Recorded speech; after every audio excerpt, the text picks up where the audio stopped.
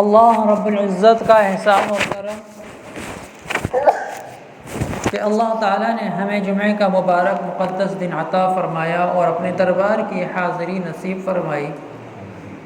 اللہ ہماری اس حاضری کو قبول فرمائے۔ پچھلے جمعے میں قیامت کے متعلق، قیامت کے کچھ حالات کے متعلق کچھ آیتیں تلاوت کی گئیں اور انہی کے ذیل میں بیان کیا گیا۔ ویسے تو ہر ایک موضوع ایک بڑا طویل موضوع ہوتا ہے اور بیان کرنے والے کے لیے وقت کی بڑی قلت ہوتی ہے، کیونکہ علوم کے میدان کے اندر چاہے وہ دنیاوی علوم ہوں چاہے وہ دینی علوم ہوں، اور ان علوم کے اندر مضمون کوئی سا بھی ہو، ٹاپک کوئی سا بھی ہو، کہ جب کوئی کسی کو سمجھانے کے لیے، لیکچر دینے کے لیے بیٹھتا ہے تو اس کو ایک وقت درکار ہوتا ہے۔ ہمارے معاشرے میں آج وقت کی بڑی قلت خاص طور سے دینی مجلسوں کو لے کر ہو گئی ہے، اس لیے تھوڑا تھوڑا بیان ایک ہی موضوع کے اوپر الگ الگ جمعوں میں کیا جاتا ہے، اور یہ کوشش کی جاتی ہے کہ زیادہ سے زیادہ ایک مضمون کے متعلق آپ حضرات کے سامنے اچھے سے خلاصہ ہو جائے۔ تو قیامت کے اوپر بھی، آخرت کے احوال کے اوپر، موت سے متعلق، قبر سے متعلق، میزان عدل سے متعلق جو آخرت کا انسان کا سفر ہے، یہ بھی ایک بہت طویل موضوع ہے، بہت طویل موضوع ہے۔ اس کے الگ الگ جزئیات ہیں، الگ الگ اس کے حصے ہیں کہ جن کو تفصیل سے بیان کرنے کی ضرورت ہوتی ہے، لیکن وقت کے حالات کو دیکھتے ہوئے، وقت کی قلت کو دیکھتے ہوئے بہت اختصار کے ساتھ آپ حضرات کے سامنے بیان کیا جاتا ہے۔ بہرحال قیامت سے متعلق بیان کیا گیا تھا کہ وہ کتنا سختی والا اور وحشت والا دن ہوگا اور نفسی نفسی کا عالم ہوگا، اور قرآن کی آیات کے ذریعے سے آپ حضرات کو بتلایا گیا تھا کہ وہ دن ایک ایسا دن ہوگا کہ کوئی کسی کو نہیں پوچھے گا۔ دور کی رشتہ داریوں تو بہت دور کی بات ہے، جو بالکل قریب کے ایک گھر کے جو رشتے ہوتے ہیں، گھر کے ایک چھت کے نیچے رہنے والے، ایک چھت کے نیچے رہنے والے جو رشتے ہوتے ہیں، ماں باپ کا، بھائی بہن کا، اولاد کا، ایک چھت کے نیچے ہی تو رہتے ہیں نا۔ یہ ایک تو ہو گیا کہ بھئی چچا تاؤ کا رشتہ ہو گئے، وہ بھئی الگ الگ مکانات میں رہتے ہیں، پھوپھی ہو گئی، خالہ ہو گئی، خالو ہو گئی، یہ تھوڑے دور کے رشتے ہو گئے، حالانکہ بہت قریب کے ہیں یہ بھی، لیکن قرآن کریم نے بہت بہت نزدیک کا اور سب سے قریب کا خونی رشتہ بتلا دیا۔ یہیں سے ایک اندازہ لگا لو کہ جب یہ اتنے قریب کے لوگ تمہارے کل قیامت کے دن کام نہیں آئیں گے تو ان سے دور کے تو کیا کام آئیں گے۔ تو بھائی بھائی سے بھاگے گا، اپنے ماں باپ سے بھاگے گا، اپنی اولاد سے بھاگے گا، بیوی سے بھاگے گا۔ یہ قریب کے بالکل رشتے بتا دیے کہ یہاں سے اندازہ لگا لو کہ یاری دوستی تو بہت دور کی بات ہو گئی، اور دور کی رشتہ داری اور پڑوس کا معاملہ تو بہت دور کا ہو گیا کل قیامت کے دن۔ یہ قریب کے رشتے کام نہیں آئیں گے۔ لیکن ہم اپنی حقیقت سے بالکل ناآشنا ہیں، نہ ہمیں اپنی پہلے کی حقیقت پتہ ہے کہ ہم پیدا ہونے سے پہلے ہماری حقیقت کیا تھی، اور نہ ہمیں اپنے بعد کی حقیقت پتہ کہ مرنے کے بعد ہماری حقیقت کیا ہوگی، اگرچہ کہ بتلا دیا گیا ہے۔ قرآن و حدیث کے اندر ہماری پہلے کی بھی حقیقت بتلا دی گئی ہے اور بعد کی بھی حقیقت بتلا دی گئی ہے۔ لیکن ہم جاننا چاہیں تو تبھی تو ہم تو تھوڑا سا مال حاصل کر کے تکبر میں آ جاتے ہیں، تھوڑی سی ہماری صحتیں اچھی ہو جائیں، اچھے کھان پان مل جائیں تو ہم اکڑ کر چلنے لگتے ہیں۔ اللہ تعالیٰ تھوڑا سا دنیا کے اندر عہدہ ہمیں دے دے تو ہم اپنے سے نیچے والے کو کچھ سمجھنے کے لیے تیار نہیں ہوتے۔ اور جبکہ قرآن کریم کیا کہہ رہا ہے کہ تمہاری حقیقت کیا ہے، کہ تم پیدا ہونے سے پہلے کیا تھے؟ ایک ناپاک قطرہ تھے۔ کیا تھے؟ ناپاک قطرہ۔ پھر اللہ تعالیٰ نے اس کو جو ہے ایک خوب اچھی اور خوبصورت شکل عطا فرمائی، انسان بنایا۔ سمجھ رہے ہیں نا بھائی؟ ناپاک قطرہ۔ تو یہ تو ہماری حقیقت تھی۔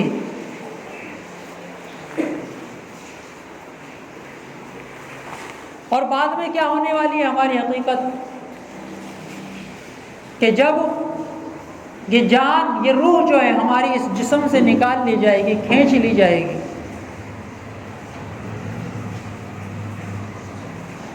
اور جب ہمیں قبر کے گڑھے کے اندر دفنا دیا جائے گا تو یہ جسم جس کے اوپر، جس صحت کے اوپر آج ہم اکڑ مکڑ دکھلا رہے ہیں، جس خوبصورتی کے اوپر آج ہم اپنی نازاں ہیں، اور جس مال و دولت کے اوپر ہم اتراتے پھر رہے ہیں، اور جن عہدوں کے اوپر ہم اپنا متکبرانہ مزاج لے کر زمین پر چل رہے ہیں، اکڑ کر چل رہے ہیں، قبر کے گڑھے کے اندر جاتے ہی یہ سب ریزہ ریزہ ہو جائے گی، سب ریزہ ریزہ ہو جائے گی۔ کہ آپ ہاتھ پیر کہیں الگ پڑے ہوں گے، جسم کا جو ہے گوشت، خون، جتنی بھی گلنے سڑنے والی چیزیں سب گل سڑ کر ختم ہو جائیں گی، کیڑے کھا لیں گے ان کو۔ کبھی اس حقیقت کو ہمیں تصور میں لانا چاہیے، لیکن ہم اس کو قصے کہانیاں سمجھتے ہیں کہ یہ صرف ایک قصے کہانیاں ہیں۔ ارے بھائی، اگر قصے کہانیاں ہیں تو کیا یہ بھی قصے کہانیاں ہیں کہ جو روز جنازے آپ جاتے ہوئے دیکھتے ہیں اپنی آنکھوں سے؟ کم سے کم یہاں سے عبرت حاصل تو کرنی چاہیے کہ جنازے تو ہم آئے دن دیکھتے ہیں اپنی نگاہوں سے، کبھی کسی بچے کے بارے میں سن لیا، کبھی کسی جوان کے بارے میں سن لیا، کبھی کسی بوڑھے کے بارے میں سن لیا۔ قبر کے اندر اترتا ہوا بھی جب قبرستان دیکھتے ہیں تو اپنی آنکھوں سے دیکھتے ہیں۔ بس ہماری ایک مزاج ہے، ہماری ایک عادت ہے کہ ہم جو ہے جس چیز کو دیکھتے ہیں بس اسی پر یقین کرتے ہیں، جبکہ ایمان والوں کی ایک اچھی اور خاص صفت کیا بتلائی گئی ہے کہ وہ غیب پر ایمان لاتے ہیں۔ کون سا غیب؟ کہ جس کو انہوں نے اپنی نگاہوں سے نہیں دیکھا، لیکن خبر رسول اکرم صلی اللہ علیہ وسلم اور قرآن کریم کی خبر پر وہ ایمان لاتے ہیں۔ قرآن کریم نے بتا دیا کہ جنت ہے، جہنم ہے، قبر کا عذاب ہے، اور اللہ کے پیغمبر محمد عربی صلی اللہ علیہ وسلم نے بتا دیا کہ قبر کا عذاب برحق ہے، قبر کے جو حالات ہیں وہ برحق ہیں، وہ انسان کو مل کر رہیں گے اس کے اعمال کے حساب سے۔ تو بس یہ ایمان اب ہمیں لانا ہے، اور اگر ہم مشاہدہ کرنے کے بعد ایمان لائے، دیکھنے کے بعد ایمان لائے، تو وہ ایمان ہمارا وہ قابل قبول نہیں ہے، وہ اللہ کے یہاں ہمارا ایمان قابل قبول نہیں ہے۔ فرعون جس نے خدائی کا دعویٰ کیا، بڑا ظالم بادشاہ گزرا مصر کے اندر، حضرت موسیٰ علیہ السلام کا وہ زمانہ تھا، اس کو بہت سمجھایا، بہت خدا کے دین کی دعوت دی، سب کچھ کیا، لیکن اس نے نہیں مانا۔ اور کیا کہتا تھا؟ قرآن کریم کے الفاظ ہیں، انا ربکم الاعلی، میں تمہارا سب سے بڑا رب ہوں، جبکہ وہ خود بھی جانتا تھا کہ میں رب نہیں ہوں۔ صرف حکومت کی جو اللہ تعالیٰ نے اس کو حکومت دی تھی، جو حکومتی طاقت اس کو دی تھی اس کی وجہ سے اس کے اندر تکبر پیدا ہو گیا تھا. اور بلکہ روایتوں کے اندر آتا ہے کہ رات کو کھڑے ہو کر ایک ٹانگ پہ کھڑے ہو کر اللہ تعالیٰ سے مانگتا تھا، اللہ میں بھی جانتا ہوں تو بھی جانتا ہے. دیکھو کتنا نالائق تھا فرعون. رات کو اللہ تعالیٰ سے مناجات کر رہا ہے، یا اللہ تو بھی جانتا ہے میں رب نہیں ہوں زمین لوگوں کا، میں بھی جانتا ہوں میں رب نہیں ہوں لوگا، تو ہی رب ہے. لیکن میں دنیا کے اندر عزت چاہتا ہوں، اپنا دبدبہ چاہتا ہوں، اپنی حکومت چاہتا ہوں. کتنا نالائق تھا. اور بس اسی لالچ حکومت کی اور اپنے دبدبہ قائم کرنے کے لیے اپنے آپ کو رب کہلوانے کے لالچ کے اندر اس نے لوگوں کے اوپر ظلم کیا. حضرت موسیٰ علیہ السلام نے اسے خدا کی طرف بلایا، دعوت دی، لیکن نہیں مانا. آخرکار کیا ہوا؟ اللہ تعالیٰ نے اس کو غرق کر دیا دریا کے اندر. اور اس کے جو ساتھی تھے، جو حضرت موسیٰ علیہ السلام اور ان کے ساتھیوں کو قتل کرنے کے لیے ان کے پیچھے اپنا لشکر لے کر آئے تھے، اللہ تعالیٰ نے دریا کے اندر ان کو غرق کیا. اور جب ڈوبنے لگا اور جب موت اس کو بالکل نظر آ گئی تو جب ایمان لا رہا ہے کہ میں موسیٰ کے اوپر اور اس کے رب کے اوپر ایمان لے کر آتا ہوں، لیکن اب اس کا ایمان قابل قبول نہ ہوا، کیونکہ اب اس نے اپنی نگاہوں سے مشاہدہ کر لیا، دیکھ لیا. تو اگر ہم نے قبر میں جا کر عذاب کا مشاہدہ کیا، خدا کی خدائی کا مشاہدہ کیا اور پھر ہم ایمان لائے، تو پھر وہ ہمارا ایمان جو ہے قابل قبول نہیں ہے. اور میں ایک بات اور بتاؤں، قبر میں جانے کے مشاہدے کی تو بات ابھی بہت دور کی ہے، قیامت کی بھی بہت دور کی بات ہے. بہت سے لوگ جب قیامت کا بیان ہوتا ہے نا تو یہ سمجھتے ہیں کہ قیامت تو ابھی بہت سالوں لگیں گے، تو یہ سوچتے ہیں کہ بھائی ہمارا جو بھی انجام ہوگا وہ بہت سالوں بعد ہوگا. ایک انسان کے دماغ کے اندر ایک یہ تھوڑا سا سوچ آتی ہے جب قبر کا بیان ہو یا قیامت کا بیان ہو. تو قبر کا بیان ہوگا تو وہ سوچتا ہے یار جب قبر میں جائیں گے اور جب دیکھی جائے گی. بھائی کیا دیکھ لو گے؟ سب سے پہلے تو یہ بات بتاؤ کہ کیا دیکھ لو گے؟ دنیا کے اندر جیسے تم جگاڑ بازیاں کر لیتے ہو، دنیا کے اندر کسی نے کرائم کر دیا کوئی اور اس کے پاس خوب دولت ہے، مال ہے اور اس کی بڑی اچھے نیتاؤں سے بڑے نیتاؤں سے پہنچ اچھی ہے، تو وہاں تو وہ جگاڑ بازی کر لے گا. اور یہی بات اس کے بھی دماغ میں آتی ہے کہ بھائی مرنے کے بعد بھی وہ جو انسان ہی کہتا ہے نا لفظ کہ یار جب دیکھی جائے گی، تو اس کے دماغ میں یہی ہوتا ہے کہ جیسے دنیا کے اندر جگاڑ بازی کر لیتے ہیں نا تو قبر میں بھی جا کر ایسی جگاڑ بازی کر لیں گے. تو کیا فرشتہ جب آئے گا تم اسے کیا کچھ رشوت دے دو گے کہ کسی نیتا سے فون کرا دو گے یار فلاں نیتا سے بات کر لو بھائی؟ اچھا میں کال لگا رہا ہوں، جیسے ٹریفک والے روک لیتے ہیں، بھائی تیرا چالان کٹے گا، تیرے پاس تو ڈاکومنٹس نہیں ہے. اب ایک دم سے آدمی کیا کرتا ہے کہ جیب میں سے فون نکالتا ہے، جیب میں سے فون نکالے گا، لو بھائی، اب ملاتا ہے کسی بھی بڑے آدمی کو یا کسی اچھے پولیس والے کو، کسی اپنے جان پہچان والے کو، لو بھائی ان سے بات کر لو. تو ایسا ہو بھی جاتا ہے کہ چلو اس نے بات کر لی، وہ کہتا چلو چھوڑ دو، یہ اپنا بندہ ہے کوئی بات نہیں. تو یہی دماغ میں بات ہوتی ہے کہ قبر میں جانے کے بعد بھی ہم کچھ ایسا ہی کر لیں گے. تو فون نکال کے پہلی بات کیا فون لے کے ہی نہیں جاؤ گے قبر کے اندر، اور کوئی لے کے بھی چلا جائے، کوئی وصیت کر بھی دے بھائی میری بھی قبر میں فون رکھ دینا، تو کیا استعمال کر لے گا؟ وہاں پہ وہ نہیں کر سکتا، وہاں کوئی جگاڑ بازی چلے گی نہیں، نہ قیامت میں چلے گی. دوسری بات انسان یہ سوچتا ہے کہ بھائی بہت دور ہے، ابھی زمانہ بہت دور ہے. نہیں، زمانہ بہت دور نہیں ہے. ٹھیک ہے، میں مثال کے طور پر مان لو 50 سال ہیں، 100 سال ہیں قیامت کے آنے میں، 200 سال ہیں، 500 سال ہیں، کچھ بھی مان لو. ہمارے ایک حساب کے اعتبار سے بہت دور ہے، لیکن ہر انسان کی جو قیامت ہے وہ اس کی سانسوں کے ساتھ جڑی ہوئی ہے۔ اس بات کو اچھی طریقے سے سمجھ لو، کیونکہ قبر کے اندر جو عذاب آئے گا وہ تو بات کی بات ہے، کل میدان محشر کے اندر جو انسان کو اچھا برا صلہ ملے گا وہ تو بہت بات کی بات ہے۔ جب انسان کے اوپر موت مسلط ہوتی ہے اور جب ملک الموت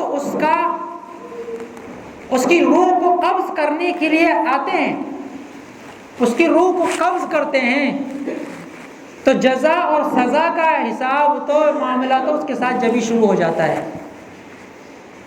ابھی وہ قبر میں تو نہیں گیا، ابھی وہ قیامت کے میدان میں تو جمع نہیں ہوا کہ جس وقت اس کی روح قبض کی جاتی ہے اسی وقت اس کے ساتھ جو ہے ویسے ہی معاملات شروع ہو جاتے ہیں۔ اگر وہ نیک انسان ہے، حدیث کے اندر آیا، میں حدیث کی بات بتا رہا ہوں، اگر وہ نیک انسان ہے، نیک صالح انسان ہے، اس نے اپنی زندگی اللہ اور اس کے رسول کے حکموں کے مطابق گزاری ہے، تو اس کی روح جو ہے بہت آسانی کے ساتھ، بہت نرمی کے ساتھ نکالی جاتی ہے۔ اور مثال بھی دے کر فرمایا کہ جیسے سوکھے ہوئے آٹے میں اگر کوئی بال گر جائے تو اس کو انسان آرام سے کھینچ لے گا، نہ کوئی اٹک پٹک ہوگی، نہ کوئی کھڑکا ہوگا، نہ کوئی آواز ہوگی، بہت آرام سے نرمی سے وہ بال نکل جائے گا سوکھے ہوئے آٹے میں سے۔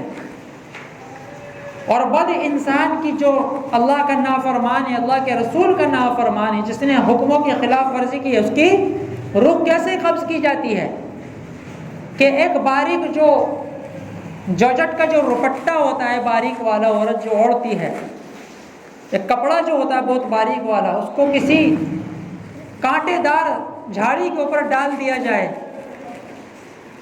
اور پھر اس کو کھینچنے کی کوشش کی جائے تو کیا صحیح سلامت آ جائے گا؟ وہ بالکل بھی نہیں آئے گا، وہ ایسا چھلنی ہو جائے گا، اس کے ریزے ریزے ہو جائیں گے۔ تو ایسے اس انسان کی روح کو کھینچا جاتا ہے۔ تو دیکھو ابھی قبر میں نہیں گیا، ابھی تو اس کا غسل بھی نہیں ہوا، ابھی اس کا کفن بھی نہیں ہوا، لیکن اس کے ساتھ اچھائی اور برائی کے معاملے ابھی سے شروع ہو گئے کہ جیسے اس کے اعمال ہوتے ہیں ویسے ہی فرشتے اس کی روح لینے کے لیے آتے ہیں اور اسی طریقے کے اس کے ساتھ معاملات کیے جاتے ہیں۔ اب یہ بتا دو کہ کس کے پاس کتنا وقت ہے، کوئی انسان جانتا ہے؟ کوئی انسان نہیں جانتا کہ کس کے پاس کتنا وقت ہے۔ تو ہم یہ کیوں سوچتے ہیں کہ قیامت ابھی بہت دور ہے، دیکھ لیں گے، قبر ابھی بہت دور ہے، جب قبر میں جائیں گے جب دیکھ لیں گے۔ آپ تو یہ سوچو کہ میں نے اگر اب جمعے کی نماز پڑھ لے، میری عصر کی نماز کا بھروسہ نہیں ہے کہ میں پڑھ پاؤں، نہیں پڑھ پاؤں گا، میں پڑھ پاؤں گا نہیں پڑھ پاؤں گا۔ آپ نے کتنی ہی موتیں ایسی اپنی دیکھی ہوں گی نگاہوں سے اور سنی بھی ہوں گی کہ آدمی ہٹا کٹا چلتا پھرتا ابھی باہر گیا اور تھوڑی دیر میں اس کے مرنے کی خبر آ گئی۔ کتنے واقعات ایسے ہیں، ہمیں واقعات دینے کی ضرورت، آپ کو مثال دینے کی ضرورت نہیں، آپ خود اپنی زندگی میں ایسے کتنے دیکھتے رہتے ہیں۔ نظام الدین کے اندر ایک واقعہ آیا، وہاں پہ کیونکہ ایک مرکز ہے نظام الدین، اچھی بڑا مرکز ہے دلی کا، وہاں پہ کیا ہوتا کہ ہر نماز کے اندر کوئی نہ کوئی جنازے کی نماز۔ تو ایک شخص نے اعلان کیا کہ بھی عصر کے اندر جو ہے وہ عصر میں اعلان کیا کہ مغرب کی نماز کے بعد ایک جنازے کی نماز ہوگی، فلاں صاحب کا انتقال ہو گیا ہے۔ ٹھیک ہے جی، لوگ جمع ہو گئے مغرب میں، تو ایک کی جگہ جو 2 جنازے رکھے ہوئے۔ لوگوں نے پوچھا بھائی ایک تو جن کا اعلان ہوا تھا عصر میں، یہ تو ایک تو ان کا جنازہ ہے، دوسرا کس کا ہے؟ کہ بھائی یہ دوسرا اسی کا ہے جس نے اعلان کیا تھا، دوسرا اسی کا ہے جس نے اعلان کیا تھا، بھائی اعلان کرنے کے بعد اچانک جو اس کا انتقال ہو گیا۔